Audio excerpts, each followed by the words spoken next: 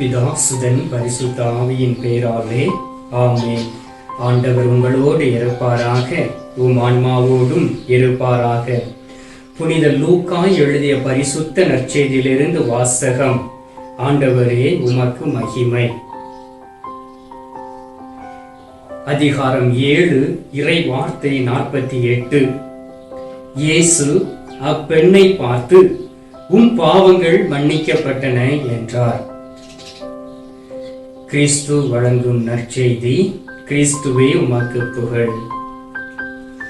கிறிஸ்துவுக்குள் பிரியமான என் அன்பு சகோதர சகோதரிகளே, மீண்டுமாய் இந்த நாளில் ஆண்டோடைய சமூகத்திற்கு முன்பாக நின்று உங்களை ஆசீர்வதிப்பதில் நான் பெரும் மகிழ்ச்சி கொள்கின்றேன். திருச்சபையின் வழியாக ஆண்டவர் எனக்கு கொடுத்த அந்த வல்லமையை கொண்டு நான் உங்களை ஆசீர்வதிக்கின்றேன். ஆண்டவர் எந்நாளும் உங்களோடு கூட இருந்து வழி நடத்துவாராக. உங்களுக்கு அமைதியும் ஆற்றலும் பலனும் கொடுத்து எவ்வாறு இந்த உலகத்தில் வாழ வேண்டும் என்பதையும் கற்றுக் கொடுப்பாராக. அன்பார்ந்தவர்களே, இந்த நாளில் ஆண்டவராகிய இயேசு கிறிஸ்து நம்மை பார்த்து சொல்லுகின்றார், என் மகனே மகளே, உன்னுடைய பாவங்கள் மன்னிக்கப்பட்டன என்று சொல்லுகின்றார். ஆண்டவராகிய இயேசு கிறிஸ்து இந்த உலகத்திற்கு வந்த நோக்கத்தை நாம் அறிந்திருக்கின்றோம். ஆதி பெற்றோர்கள் பாவம் செய்தார்கள். அந்த பாவத்தினை போக்குவதற்காக ஆண்டவர் பல வகைகளில் முயற்சி செய்கின்றார். ஆண்டவர் ஞானிகளை எழுப்புகின்றார், தீர்க்கதரிசிகளை எழுப்புகின்றார், அரசர்களை எழுப்புகின்றார், நியாயாதிபதிகளை எழுப்புகின்றார், அவர்கள் வழியாக பேசுகின்றார். ஆனால் மக்களுடைய பாவங்கள் மன்னிக்கப்படவில்லை. ஏனென்றால் அவர்கள் மீண்டும் மீண்டுமாய் இந்த சேற்றுக்குள் விழுவதை ஆண்டவரால் தாங்கிக் கொள்ள முடியவில்லை.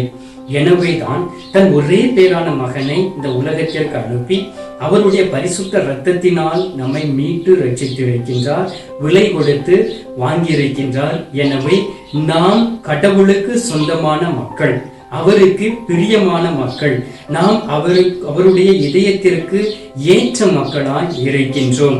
எனவேதான் ஆண்டவர் இந்த நாளில் உற்சாகத்தோடும் மகிழ்ச்சியோடும் சொல்லுகின்றார், என்னுடைய மகனுடைய இரத்தத்தை கொண்டு உங்களை மீட்டு ரட்சித்திருக்கின்றேன். எனவே நீ எப்படிப்பட்ட பாவங்களை செய்திருந்தாலும் இந்த நாளில் உன்னுடைய பாவங்கள் மன்னிக்கப்பட்டு விட்டன என்று சொல்லுகின்றார். பாருங்கள், நம்முடைய பாவம் மன்னிக்கப்பட்டு நாம் ஒரு பரிசுத்தமாய் இருப்பது எவ்வளவு ஒரு ஆசீர்வாதமான ஒரு வாழ்க்கை. அன்பார்ந்தவர்களே, சில நேரங்களில் நாம் பாவம் செய்யக்கூடிய வேளையிலே ஆண்டவருடைய மகிமை இழந்து போகின்றோம். சாதாரண பாவம் இருக்கின்றது, சாவான பாவம் இருக்கின்றது. சிறிய சிறிய பாவங்கள் செய்யக்கூடிய வேளையிலே அந்த பாவங்கள் ஒன்றாக சேர்ந்து உங்களை சாவான பாவத்திற்கு அழைத்து சென்றுவிடும். எனவே இந்த சாவான பாவம் என்கின்ற இந்த பள்ளத்தாக்கி நாம் விழக்கூடிய வேளையிலே அதிலிருந்து மீண்டு வருவதற்கு மிகவும் சிரமப்படுகின்றோம், மிகவும் கஷ்டப்படுகின்றோம். எனவே இந்த நாளில் ஆண்டவர் சொல்லுகின்றார், நீ எப்படிப்பட்ட சூழ்நிலைகளில் இருக்கலாம், நீ எப்படிப்பட்ட பாவத்தையும் செய்திருக்கலாம், இந்த நாளில் நான் உன்னை அன்பு செய்கிறபடியினால் நான் உன்னை ஆசீர்வதித்திருக்கின்றேன், உன்னுடைய பாவங்கள் மன்னிக்கப்பட்டன என்று சொல்லுகின்றார். அன்பார்ந்தவர்களே, இந்த நாளில் ஆண்டவர் கொடுத்த அந்த வார்த்தையின்படி உண்மையிலே நம்முடைய பாவங்கள் மன்னிக்கப்பட்டு இருக்கின்றனவா என்று நாம் நம்மை ஆராய்ந்து பார்க்கக்கூடிய வேளையிலே நீங்கள் நல்ல ஒரு பாவ சங்கீர்த்தனம் செய்ய வேண்டும் என்பதை நானும் விரும்புகின்றேன், கடவுளும் விரும்புகின்றார். ஏனென்றால் நம்முடைய பாவத்தை குருவானவரிடம் அறிக்கையிடக்கூடிய வேளையிலே ஆண்டவர் முழுமையாய் நம்மை கழுவி ஒரு வானதூதரை போல் மாற்றுகின்றார். ஒரு குழந்தை பிறந்த புதிய குழந்தையை போல் நம்முடைய சரீரத்தை அவர் மிருதுவாய் மாற்றுகின்றார். அந்த கடின உள்ளம் நம்மை விட்டு போவதை நாம் அறிந்து கொள்ள முடியும்.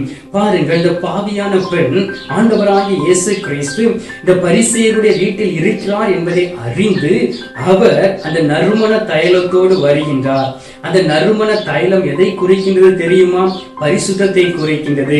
ஏனென்றால் ஆண்டவராகிய இயேசு கிறிஸ்து பரிசுத்தமாய் இருந்தபடியினால் அந்த பரிசுத்தரை தேடி போக பார்க்கக்கூடிய வேளையிலே இந்த சகோதரி பாவியான அந்த அசிங்கமான தன்னுடைய பாவம் ஆண்டவர் அறிந்திருக்கின்றார் என்பதை உணர்ந்து நறுமண சிமிழியோடு கடந்து செல்கின்றார். அந்த வீட்டிற்குள் கடந்து சென்று ஆண்டவராகிய இயேசு கிறிஸ்துவுக்கு பின்பாக நின்று அழுது கொண்டே இருக்கின்றார். தன்னுடைய பாவத்தை நினைத்து, நான் பாவ சேற்றில் விழுந்து விட்டேனே, நான் பாவத்திற்குள் அடிமையாய் கிடைக்கின்றேனே, நான் இந்த பாவ செயலுக்குள் தள்ளப்பட்டு இருக்கின்றேனே, இதிலிருந்து எனக்கு விடுதலை தருவது யார் என்கின்ற ஒரு போராட்டத்தோடு ஆண்டவராகிய இயேசு கிறிஸ்துவை பற்றி கேள்விப்பட்டு அவரை தேடி வந்து அந்த நாளில் பாவ மன்னிப்பின் நிச்சயத்தை பெற்றுக் கொண்டு அவர் விண்ணக வீட்டிற்கு கடந்து செல்ல தன்னை தயார்படுத்தி இருக்கின்றார்.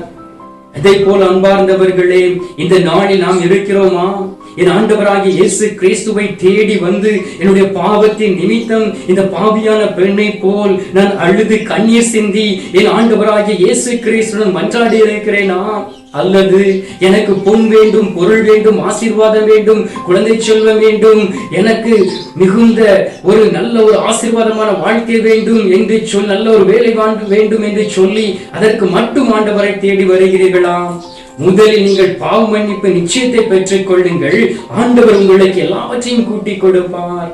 அதுதான் ஆண்டவருடைய செயல். பாருங்கள் அன்பார்ந்தவர்களே, அந்த நாளிலே லூக்கா 15வது அதிகாரத்தை வாசித்து பாருங்கள். அதில் ஒரு நிகழ்ச்சி கொடுக்கப்பட்டு இருக்கின்றது. எல்லோருக்கும் தெரிந்த ஒரு நிகழ்ச்சி தான்.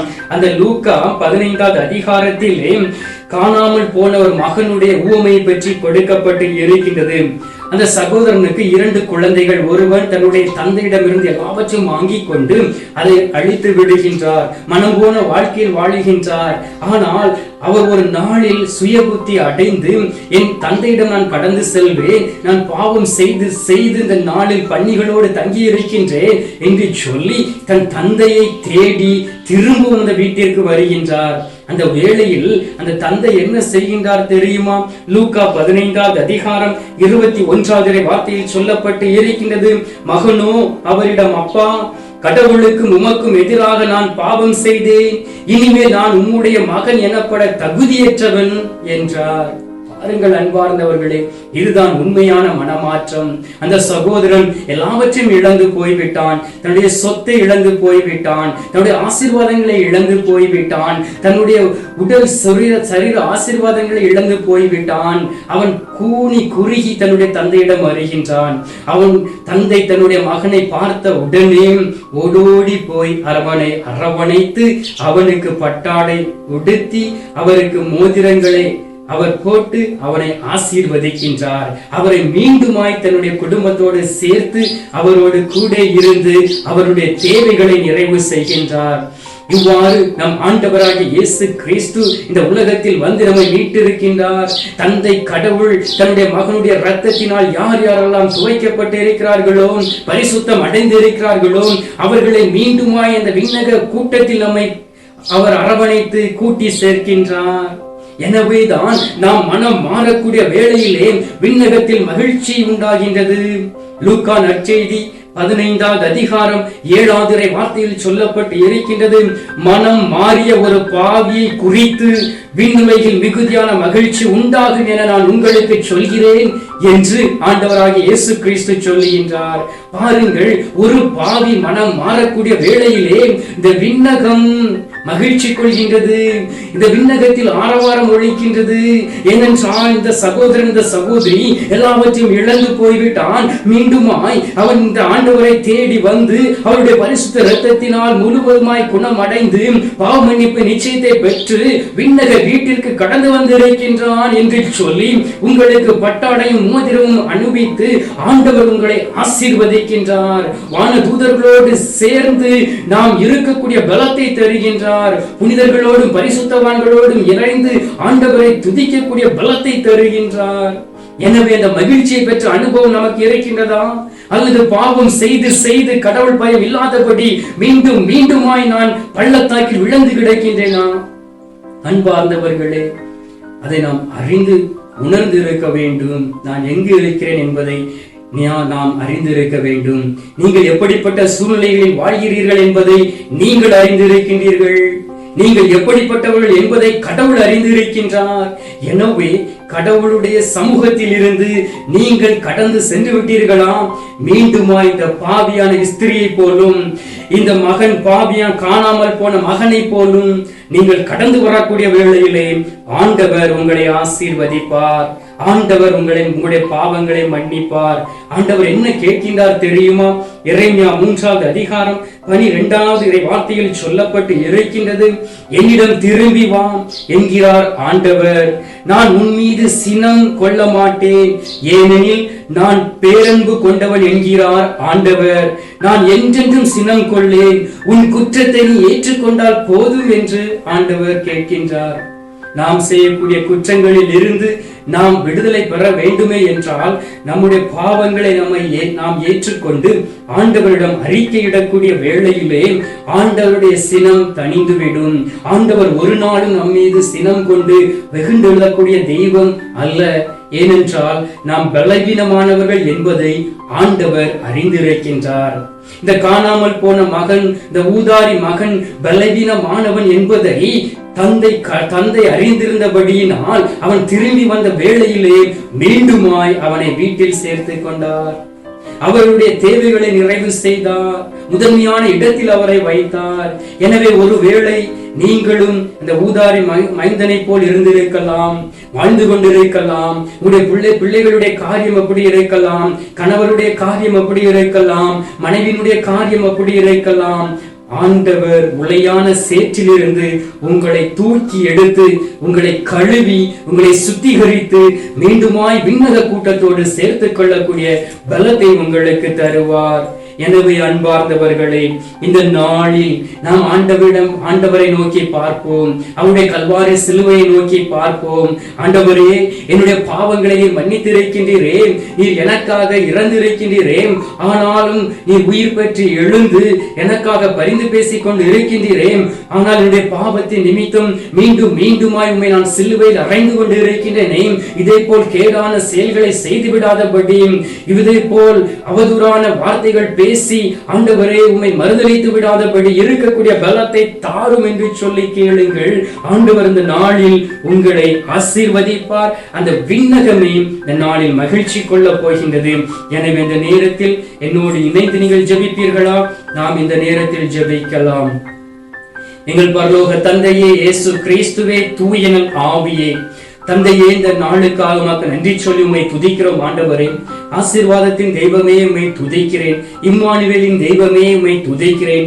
நன்மைகளின் ஊற்றே உம்மை துதிக்கின்றேன். நேர்மையாய் வாழ்ந்தவரே உம்மை துதிக்கின்றேன். இந்த நாளிலும் எங்களுக்காக பரிந்து பேசிக் கொண்டு இருக்கிறவரே உம்மை துதிக்கின்றேன். அன்பு நேசரே உம்மை துதிக்கின்றேன். நற்கருணை நாதரே உம்மை துதிக்கின்றேன். ஒளியாய் இருக்கின்ற உன்னத தகப்பனே உம்மை ஆராதிக்கின்றேன். பரிசுத்தர் பரிசுத்தர் என்று வான தூதர்கள் உம்மை சூழ்ந்திருந்து துதிப்பது போல் நாங்களும் ஒன்றாக கூடி இந்த காணொளியின் வழியாக உம்மை துதிக்கிறோம் சுவாமி. தகப்பனே, நான் பாவம் செய்து நீர் கொடுத்த மேன்மையும் அழகையும் இழந்து போய் இருக்கிறேன் சுவாமி. அந்த பாவியான பெண் உம்மை நோக்கி வந்து உமக்கு பின்பாக நின்று உமது முகத்தை பார்க்க கூட தகுதி அற்றவளாய் இருந்த அந்த நேரத்தில் ஆண்டவரே, உமோடு உமக்கு பின்பாக இருந்து அழுது கொண்டிருந்த சூழ்நிலையை அறிந்து அவருடைய பாவங்களை மன்னித்து அந்த மகளை அரவணைத்து கொண்டிரே சுவாமி. அதுபோல் தகப்பனே, நீர் எங்களுடைய பாவங்களை மன்னிப்பீராக, எங்களுடைய பலவீனங்களை எடுத்து மாற்றுவீராக. ஊதாரி மைந்தனை போல் இருந்து விடாதபடி ஒவ்வொரு நாளும் தகப்பனே, ஒரு பரிசுத்த தெய்வமா மகனாய் இருக்கக்கூடிய வல்லமை பலத்தையும் தருவீராக. ஒரு பரிசுத்த மகளாய் வாழக்கூடிய ஆசீர்வாதத்தை தருவீராக. ஆண்டவரே, திருப்பாடல்கள் 103வது அதிகாரம் 12வது வார்த்தையில் சொல்லப்பட்டு இருக்கிறது போல, மேற்கிலிருந்து கிழக்கு எத்துணை தொலைவில் இருக்கின்றதோ அத்துணை தொலைவிற்கு ஆண்டவருடைய பாவங்களை மன்னிக்கின்றார் என்று சொல்லப்பட்டு இருக்கின்றதே. ஆண்டவரே, நீர் பரிவும் இரக்கம் கொண்ட தெய்வம். ஒரு நாளும் தகப்பனே, நாங்கள் அழிந்து போய்விடாதபடி எங்களோடு கூட இருந்து எங்களை வழி நடத்தி ஆசீர்வதித்துக் கொண்டு இருப்பதற்காக நன்றி. இந்த நாளிலும் பாவ மன்னிப்பு நிச்சயத்தை கொடுத்திருப்பதற்காக நன்றி. ஆண்டவரே, எங்களை ஆசீர்வதித்து ஆண்டவரே மனம் மாற்றம் அடைய எங்களை பலப்படுத்தி வார்த்தைகளினால் தேற்றியிருப்பதற்காக நன்றி சொல்லி உம்மை துதிக்கின்றோம். ஆண்டவரே, அநேக வாலிக பிள்ளைகள் தன்னுடைய ஆத்துமாவை இழந்து போய் இருக்கிறார்கள். இருக்கிறார்கள், இந்த உலகத்தில் வாழ்ந்து கொண்டு இருக்கிறார்கள், பெயர் கிறிஸ்தவர்களாய் வாழ்ந்து கொண்டு இருக்கிறார்கள், உம்மை அறிந்தும் பாவத்தில் விழுந்து இருக்கிறார்கள், திருமணமான ஆண்களும் பெண்களும் ஆண்டவரே நீர் கொடுத்த அந்த பரிசுத்தத்தை இழந்து போய் இருக்கிறார்கள். அவர்களை நீர் தொடுவீராக. ஆண்டவரே அந்த கானானிய பெண், ஆண்டவரே நீர் கானானிய பெண்ணை சந்தித்தது போல் இந்த குடும்பங்களையும் சந்திப்பீராக. ஆண்டவரே திருக்குடும்பமாய் பரிசுத்த குடும்பமாய் வாழக்கூடிய பலத்தை கொடுப்பீராக. அவருடைய குற்றங்களை ஆண்டவரே பொருள் கொடுத்தாதபடி, நீர் இவர்கள் மீது சினம் கொண்டு விடாதபடி நீர் இவர்களை ஆசீர்வதித்து பலப்படுத்தி வழிநடத்தும் சுவாமி. தூய ஆவியின் பலத்தை கொடுப்பீராக. பரிசுத்தத்தோடு வாழக்கூடிய நல்ல உள்ளத்தை கொடுப்பீராக. சமாதானத்தோடும் சந்தோஷத்தோடும் வாழக்கூடிய ஆற்றலையும் பலத்தையும் கொடுப்பீராக. ஆண்டவரே இந்த நேரத்தில் உம்மை நோக்கி அப்பா தந்தா என்று கூப்பிடக்கூடிய இவர்களை நீர் பலப்படுத்தும். உன் மகனாக மகளாக நீர் அவர்களை ஏற்றுக்கொள்ளும்படியாக செபிக்கிறேன். ஆண்டவரே உம்மை தவிர இவர்களுக்கு வேறு யார் தகப்பனே உண்டு? பாவத்தில் விழுந்த பொழுதும் கூட தகப்பனே உம்மை நோக்கி மட்டுமே கூப்பிடுகிறார்களே, இவர்களை ஆசீர்வதியும் தகப்பனே. தடைகளை மாற்றும் ஆண்டவரே, நீர் பலப்படுத்தும். சாத்தானின் சந்திரங்களை எடுத்து மாற்றும். குடும்பங்களுக்கு எதிராய் சாத்தான் கொண்டு வந்திருக்கக்கூடிய போலித்தனமான திட்டங்களை எடுத்து மாற்றும்படியாக செபிக்கிறேன். ஆண்டவரே தகப்பனே இந்த நேரத்தில் நீர் என்னுடைய பிள்ளைகளுடைய பாவங்களை மன்னித்து விட்டதற்காக நன்றி, பலப்படுத்தி விட்டதற்காக நன்றி, ஆசீர்வாதத்தை கொடுத்திருப்பதற்காக நன்றி சொல்லி உம்மை துதிக்கின்றோம். மீட்பரும் இரட்சகருமான இயேசுவின் திருக்கரத்தில் ஒப்புக் கொடுத்து எங்கள் தாய் கன்னி மரியாள் வழியாக ஜெபிக்கின்றோம். எங்கள் நல்ல தந்தையே, ஆமென். அருள் நிறைந்த மரியே வாழ்க, கர்த்தர் உடனே பெண்களுக்குள் ஆசீர்வதிக்கப்பட்டவள் நீரே, உம்முடைய திரு வயிற்றின் கனியாகிய இயேசுவும் ஆசீர்வதிக்கப்பட்டவர். அஜிஷ்ட மரியே சர்வேசுடைய மாதாவே, பாவிகளாய் இருக்கிற எங்களுக்காக இப்பொழுதும் எங்கள் மரண நேரத்திலும் வேண்டிக் கொள்ளும். ஆமென். பிதாவுக்கும் சுதனுக்கும் பரிசுத்த ஆவிக்கும் மகிமை உண்டாவதாக, ஆதியில் இருந்தது போல இப்பொழுதும் எப்பொழுதும் என்றென்றும் இருப்பதாக. ஆமென். அன்பார்ந்தவர்களே, ஆண்டவர் இந்த நாளில் உங்களுடைய பாவங்களை மன்னித்திருக்கின்றார். எப்படிப்பட்டவர்களாய் நீங்கள் இருக்கலாம், உங்களை ஆசீர்வதித்து இருக்கின்றார். உங்களுடைய பாவங்களை மன்னித்து ஒரு புதிய பிறப்பாக நீங்கள் பிறந்த ஆற்றலை உங்களுக்கு கொடுத்திருக்கின்றார். எனவே நற்கருணை நாதர் தரக்கூடிய இந்த விண்ணகத்தின் ஆசீர்வாதத்தை பெற்றுக்கொள்வோம். எல்லாம் வல்ல இறைவன் பிதா, சுதன், பரிசுத்த ஆவி உங்களை ஆசீர்வதித்து உங்கள் பாவங்கள் குற்றங்கள் எல்லாவற்றையும் நீக்கி உங்களை புது பிறப்பு அடைய செய்வாராக. ஆமென்.